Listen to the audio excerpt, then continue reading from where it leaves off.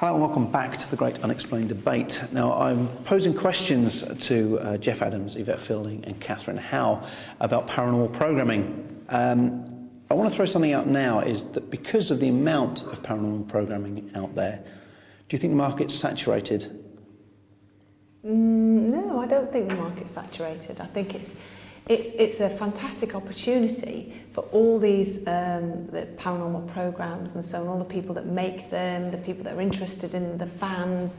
I think it would be a great opportunity for us all to come together, really, and sort of work hand in hand. They never do. No, everyone's at each other's throats. I know they never do, but that's what I'm saying. It would be a great opportunity, and I was going to finish by saying I don't think that will ever happen. But I think I don't think it's saturated. I think it just shows how fantastically popular the paranormal is and is becoming even more so.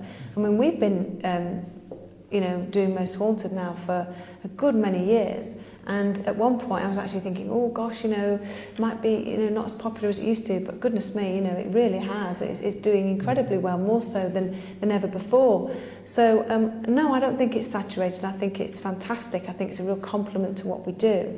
And I hope that we keep making more paranormal programmes, definitely. But it is that point, as you say, when Most Haunted started, there was this huge sort of surge in the paranormal awareness, and then when it happened again when Ghost Hunting With came out, with the viewing figures over 1 million viewers on the Coronation Street one alone was immense, and then with Screaming Banshees and also with Wines and Spirits, and also Ghostwriters that's out now, and also the new one that's coming out with Ghost of the Asylum. They're all so very different.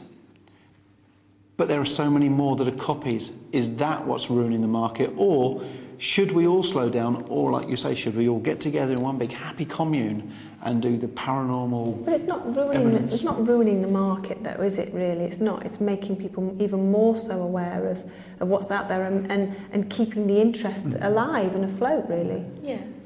It's just, you can't. You're just talking about the viewing figures and stuff.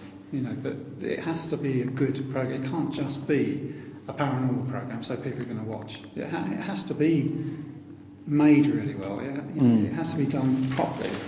And the trouble is, you have a successful show, people copy it, and they don't do it quite so well. So you end up, then you get another company that tries it, and another. And suddenly, they're not very good, those shows. But this is my point. It's the copycat shows, and it's the one thing that kind of annoys me, because, like I've said earlier about having no imagination, that instead of starting from that benchmark, surely you should wipe the board and start from what do I want to do, how do I want to go? Because once you see, for example, you look at Most Haunted, and you can probably pick 3 or 4 other shows that are around, and you can see how some of them have morphed into it. Some of them that started maybe very scientific and openly having a go at programs like Most Haunted and Ghost Hunting With and Screaming Banshees for being sort of very emotive or emotional, that they're being very scientific, and then slowly they realise, because not many people are watching their shows, you watch it almost the stage where suddenly they start screaming and they start running around and they start basically, but they're trying to be Most Haunted or any of the other programs that we do, because we don't try to be anything. We just try to do an investigation and react to what happens around us. The trouble is, you've got to separate, because there are good ghost investigations going on out there. There are good people that, like you said earlier, that have actually spent a lot of time together. They try and get a team together, so they. And I think, you could work together with people like that, but it's the cowboys that just turn up and think, well, there's an empty house over there, let's go and investigate it, and that's why you can't get everybody together, because you'll have those hangers-oners.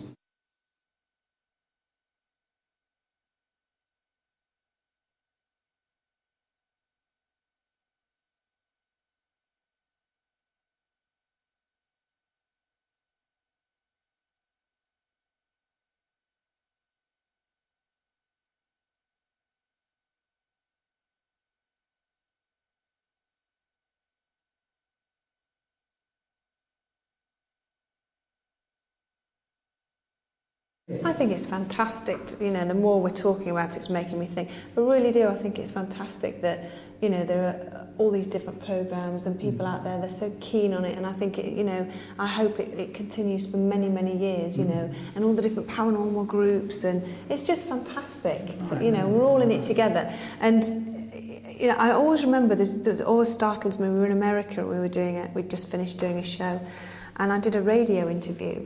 And it was a live radio interview, and it was run by a paranormal group, and they decided that they were going to have a real good go at me, and they slagged me off, and they slagged the show off, and they slagged what we're doing, and they accused me of fakery and all of this kind of stuff. And I actually remember saying to them, hang on a minute, you're a paranormal group, we're a paranormal group, shouldn't we be, you know, working together?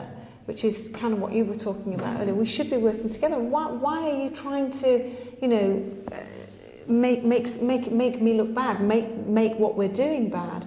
And they sort of, you know, they absolutely refuse. No, that's not what we're trying to do. Well, actually, yes, it is. Well, yeah, I don't know, but it's wrong. And all these paranormal groups and all these programs, we should be working together. But there should be some sort of great big, I don't know, library of where we can all come and we can all share our footage and share what we're doing, because that's what we're all about. That's what we're all here for. But this is the interview you're particularly talking about is a group that has their own show in the UK, in America, and is shown in the UK. But they were that's a perfect example of an inferior show trying to bring down a bigger show, or in their attempts trying to make themselves bigger by trying to bring us down.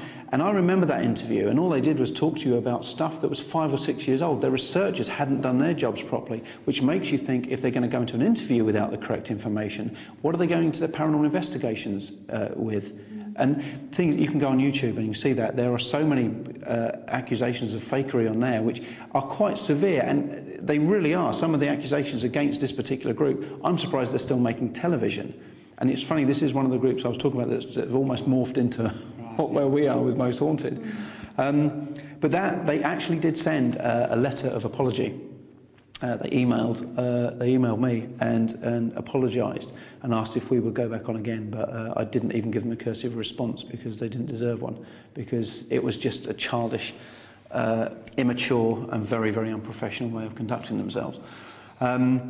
But this is what I mean. It's so sad, because if you look at, if there are 1,000 people every night, there's more, but if there were 1,000 people every night conducting paranormal investigations with cameras, what a great way of pooling all of your footage, all of that information. Somebody, it doesn't matter who it is, but somebody could just be getting that proof on film that ghosts really do exist. You could take, for instance, a location that we've been to before, and you could do it in teams, couldn't you? You could have, right, okay, paranormal group number 1, you take this first week, and then you rotate it. You take your own cameras, and you share. I mean, how fantastic. You could have a whole year, 2 years footage of the same location. You're bound to catch some fantastic stuff. Great idea, but how do you vet the groups? Because you could have one group that are actually 100% pucker, you know, they're honest as the day is long. You get another group, you know, a bit of sensationalism, and you know, they could do all sorts of things, and they could do it really well. There's a way of finding out, like you say, how to vet it. But then suddenly